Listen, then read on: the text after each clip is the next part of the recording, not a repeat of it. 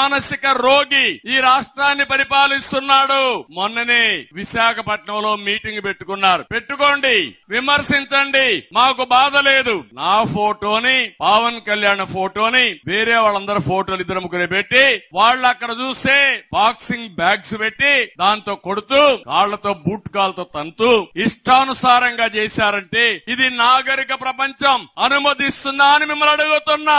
ఇది న్యాయమా అని మిమ్మల్ని అడుగుతున్నా. నేను అడుగుతున్నా, ఇక్కడ పోలీసులు ఉన్నారు. నేను ఆ పని పైన పెట్టి జగన్మోహన్ రెడ్డి ఫోటోకు చేస్తే మీరు అనుమతిస్తారా అని పోలీసులు అడుగుతున్నా. చెప్పండి మీరు ఏం చేశారు? మీరు విశాఖపట్నంలో చేతగాని వ్యక్తులుగా మీరు చూస్తున్నారంటే మేము పడేది ఈ ప్రజల కోసం పడుతున్నాం గాని ఈ సైకో కోసం కాదు. ఒక్క నిమిషం పని నాకు అది.